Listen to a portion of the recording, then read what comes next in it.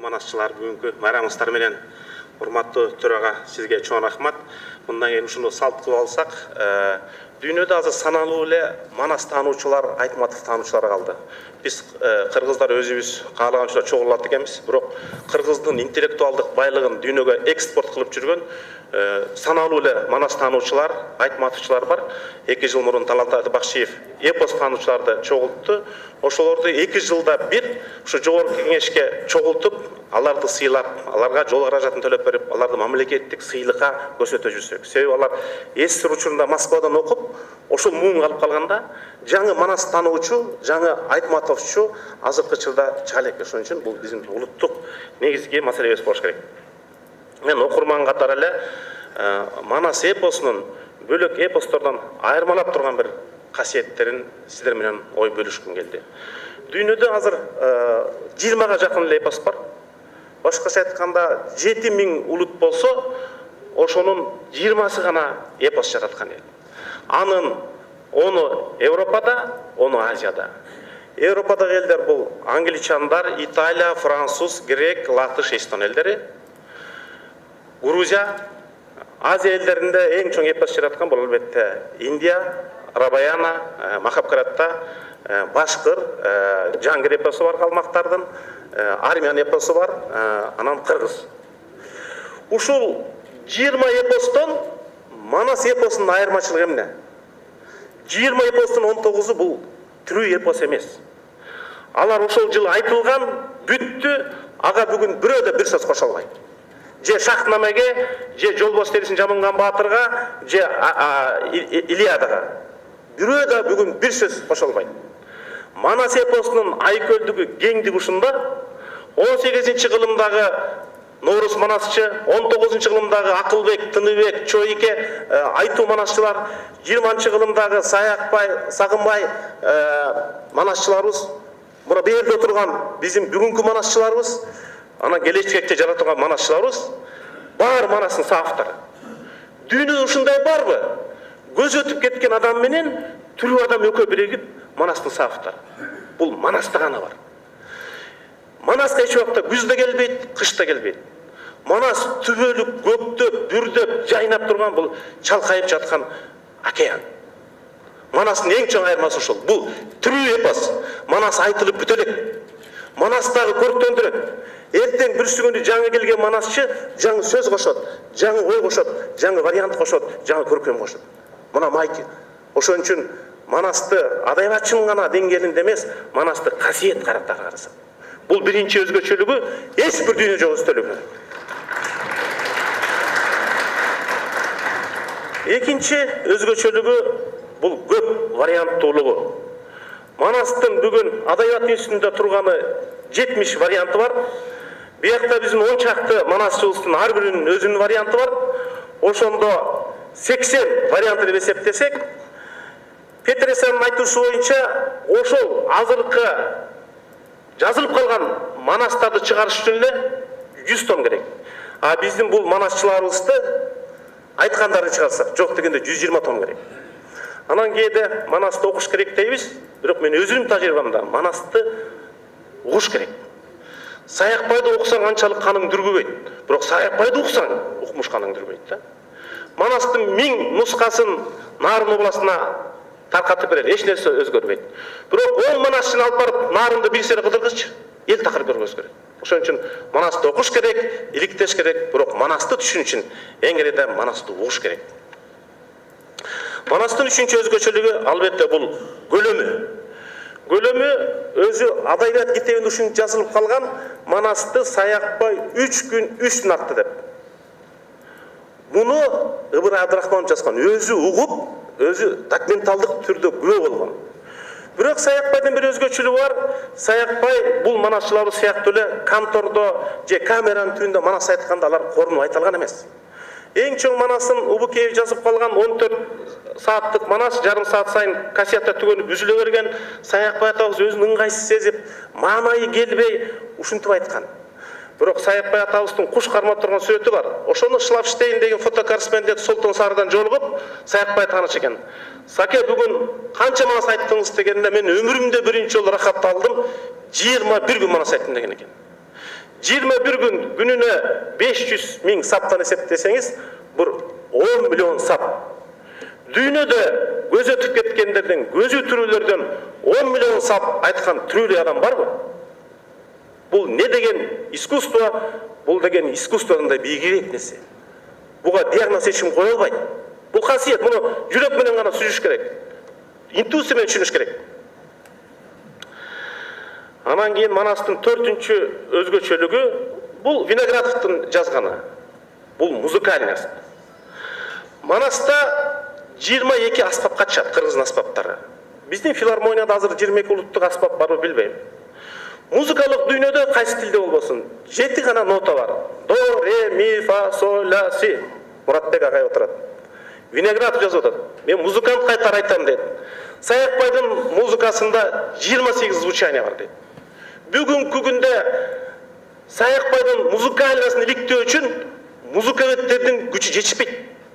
Саякбай кээде кошак айтат, кээде булбулча сайрайт, кээде атча кишинейт, кээде бүркүтчү айгайлайт, кээде булактай тулуп, кээде дайрадай теңиз.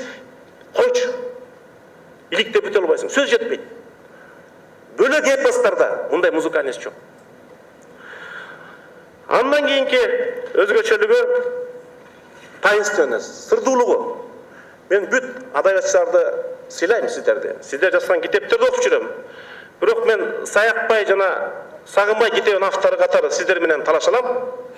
Бир да манасчы көз өтүп кеткен улуу манасчылар. Манасчыларды бөлбөйт. Улуу манасчы, залкар манасчы, орто манасчы, кичинекей манасчы. Любой манасчы залкар манасчы.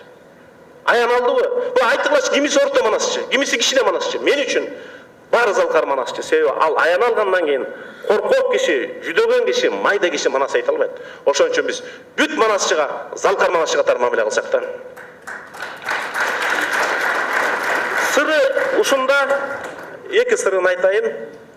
Биринчиден, кайсы кишиге аян билет бербейбиз. Илимди окуп жүрүп, манас таануучу болсоң болот, академик болсоң болот, депутат болсоң болот. Бирок илимди окуп жүрүп, манасчы боло албайсың. Ал кимди тандайт биз билбейбиз. Жашында тандайбы, карысын тандайбы, күндүзү тандайбы, түндөсү тандайбы, биз билбейбиз. Биз аны билүүгө кудуретсизбиз. Бирок өзүм күбө болгон бир нерсе, бул литературный газета санынын 2008 жылкы 28 мартта экинчи бетине Юрий Чехмаданский деген жазып атат. Мен азыр ачким жок. Говорят, что однажды вождь Советского Союза товарищ Сталин указал у кыргызского народа, живущего в советской широкой стране родной, вроде бы нет своего эпоса. И всех народных эпосов есть, а кыргызского народа нет. Тогда призвал своих верноподданных писателей, приказал немедленно создать кыргызский эпос «Манас». Сталиндин буйругу менен кыргыздар эпос жазсын деп жазып атат. Сталин бул 53-жылы өлдү. Манастын китеби 1886 жылы Радовко турду. Бул экинчи бетке чыгып атат. Мен буга каршы кыжырым келди. Статья жаздым. Литературный гезитти баспай койду. Бирок Малеванга рахмат, Соо Кыргызстанга басты. 2 жумадан ушул эле гезитке ушул кишилердин сүрөтү некрологу менен чыкты. Узак жашаса болмок. Бирок Манаска шек келтирди да. Мен ушундай деп ишенем. Болгон 53 жаштагы киши экен. Билбей, тааныбай туруп, Манас эпосу Сталиндин буйругу менен жазылган деп жалпы кыргыз эли шылдыңдады да. Кыргыз эли качан буйрук менен эпос жазчу эле? Буйрук тияктан гана болот. Ак үйдөн болбойт. Мен ойлойм, Манастын арбагын шек келтиргендер. 6-чы өзгөчөлүгү географиялык масштаб. Мисалы үчүн Сагынбай атабыз менен Сагынбай атабыз барган, Ташкентке барган, Саякбай атабыз Россияга барган. Бирок булар география илимдеринин доктору сыяктуу.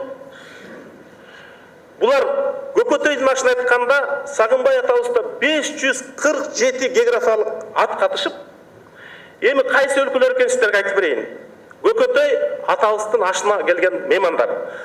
Бүт Орто Азиянын өлкөлөрү Кыргызстан, Өзбекстан, Түркмөнстан, Казакстан, Тажикстан, Афганистан, Монголия, Иран, Ирак, Саудовская Аравия, Индия, Пакистан, Япония, Вьетнам, Лаос, Северный Тибет, Восточная Европа, Кампучия. Бул не деген керемет.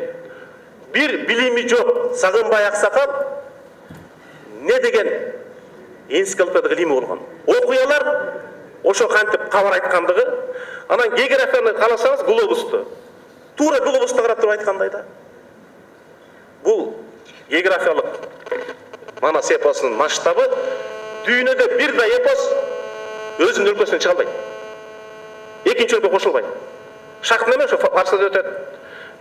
Грузияныкы ошол Грузияда өтөт. Манастын айкөлдүгү 547 географиялык атка чокпайбы. Жетинчиси энциклопедичность.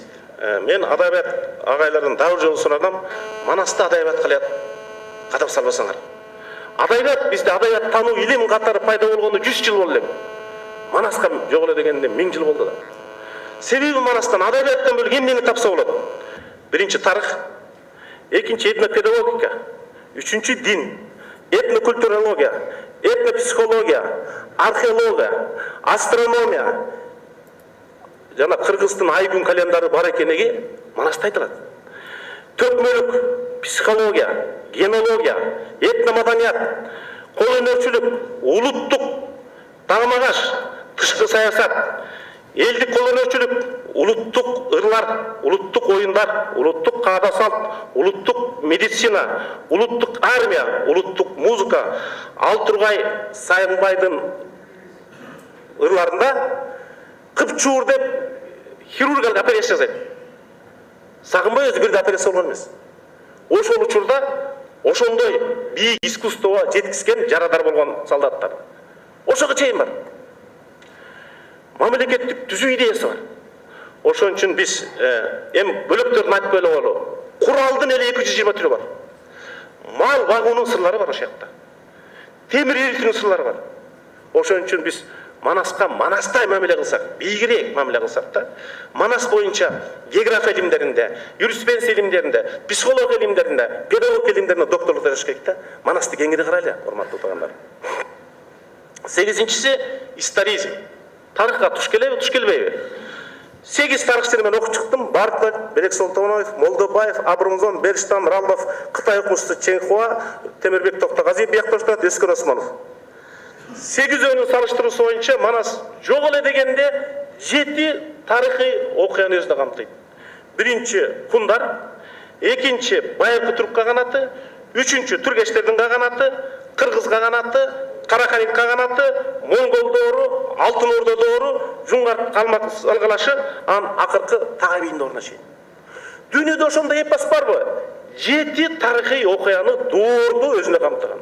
Бул Манас эпосуна гана таандык. Биз Жусуп Мамай аркылуу Манас Семетей Сейтектен бери улантып отуруп, Кененин Сейит Асылбача Бекбача Сомбелек Чигитеге келдик. Биякта Сапарбек агай отурат. Манас атабызды дагы 150 жыл бери алып келди. Дагы бери жакындады Манас эпосу. Дагы ушундай агайларыбыз арабызда аман эсен болсо экен деп ойлойм да. 9-нчусу мамлекеттүүлүк. Мамлекеттик институттун дүйнөдө 2 доору бар. Биринчи Байыркы Кытай менен Месопотия доору. Анда мамлекеттүүлүк жок, элдер суу бөлүштүрүү үчүн жалпы эрежени иштеп чыгат, анан ошондон суу бөлүштүрөт. Экинчи доору орто кылым, бул 12-14 кылымда азыркы Европа, Англия өлкөлөрүнүн классикалык белгилери пайда болот. Мамлекеттик болуш үчүн 5 белгини сөз болуш керек. Биринчи жер, анын үстүндө жашаган эл, мамлекеттилик институттары, башкача айтканда парламенти, өкмөтү, президенти, бийлери, соту, 4-нчи символикалар, 5-нчи тышкы мамиле, элчилик. Тышкы өлкө сени мамлекет катары таанышың керек. Бүгүн дүйнөдө 60-та өлкө бар, өзлөрүн мамлекетпиз деп жарыялайт, бирок тышкы өлкө аны мамлекет катары тааныбайт. Эми карасаңыздар, ошол 5 белги мамлекеттүүлүктүн. Ушул пайда болгону 12-14 кылым Европада. Азыр ушул окутулат. Ошол 5 белги тең Манаста эл барбы? Жер барбы? Мамлекеттик институттар барбы? Войскасы менен бийлер, кырк чоросу. Мамлекеттик символикалар барбы? Туусу, гимни, герби, элчили болот атпайбы? Биздеги мамлекеттилик институту ошо Манас эпосунан башталат. Сагынбай менен Саякбай мамлекеттик боюнча адис болгон эмес. Алар болгондой айтып берген. Мына Манастын керемети, biz ойлоп жүрөбүз, биздин эгемендикке 28 жыл болду деп. Мен ойлойм, кыргыз элинин эгемендигине Манас эпосу качан жаралса, ошондон бери эгемен элбиз деп. Эми Манастагы укмуштай фантазия, аяктагы фразология сөздөрү, аяктагы ант, аяктагы проза, поэзия, драма, каргыш не деген гана жок. Бир эле сөзүн айтайын. Көкөтөйдүн ашына миллион киши келип, аларды тейлеш үчүн 120 миң киши катышат. Дээрлик азыркы көчмөндөр оюна келген кишилерден 70 эсе көп. Азыр не деген айыл өкмөттөр иштеди, бирден тиги акимдер бозой тигишти, бюджеттен канча акча урдалды, ошентип атып, азыркы көчмөндөр оюн өткөздүк, ал Көкөтөйдүн ашынан 70 эсе аз болуп жатыр. Ошондо 300 миң бозой тигилген экен. Азыр 1000 бозой тиксек, биз бул чоң жетишкендик дейбиз. Мына ошондо кыргыз элинин кудурети, касиети, укмуштуулугу. Акыр 11-чиси бул сөз запасы. Албетте Манас эпосунда монгол, иран, фарсы, араб, санскрит, тибет, тунгус, манжура, кытай сөздөрү колдонулат. Эки эле сөз менен Лениндин 53 томдугу болгон. Ким университеттерде окуса билет. Аны марксизм, ленинизм институттары редакциялап, миңдеген орыстын академиктер иштеп, анан университеттерди таркаткан. Жээнбай Муканбаев агайдын иликтөөсүнө караганда мен өзүм эсептеп чыккан жокмун.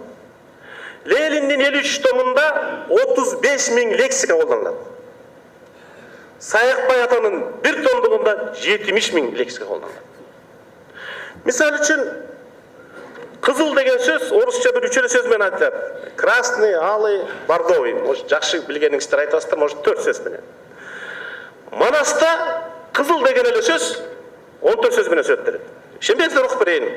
Кош кызыл, кып-кызыл, кызыл, мала кызыл, күңүрт кызыл, кызгылтым, агыш кызыл, чийкил кызыл, кызгыл түстө, кошкул тору, чоктой тору, тору, мала тору, күңүрт, агыш тору. Дүйнөдө ушундай тил барбы? Bir boyoktу 14-кө бөлүп айтып, айтканда бир бөлөк. Эми ошо 14-кө бөлүп көрчү. Биз азыр кызгылтымдын баардыгы кызыл деп беребиз. Ала кызылбы, маза кызылбы, кызгылтымбы, кошкул кызылбы, сары кызылбы билбейбиз. Сагынбай атабыз ошону ар бир атты сүрөттөгөндө айтып берип атпайбы? Биз азыр аттардын кызылын экиге бөлөбүз. Тору, кызыл ат деп айтса, тору анан жерде деп эле. Сагынбай 14-кө бөлүп атпайбы? Буга эмне деген илим керек? Bir söz yaşap geçiş için filologlar aytat болуш керек. 3 муун элдин өмүрү керек. Ошондон кийин сөз жашап кетет. Бул сөздөрдү биз унутуп атпайбызбы? Канча муун кыргыздын өмүрү, акылы кеткен, таланты кеткен сөздөрдү.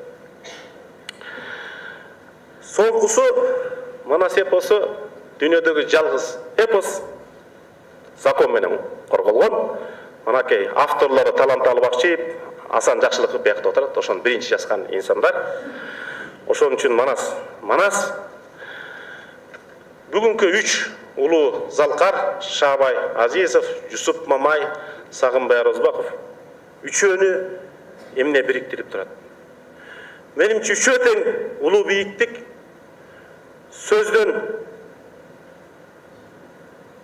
сөз кудуретинен сөз мунарасын жазап, сөздөн кылыч жазап, сөздөн аскер коруп, сөздөн чеп курап, сөз менен согуш токтотуп, сөз менен жоону жеңип, сөз империясын курган.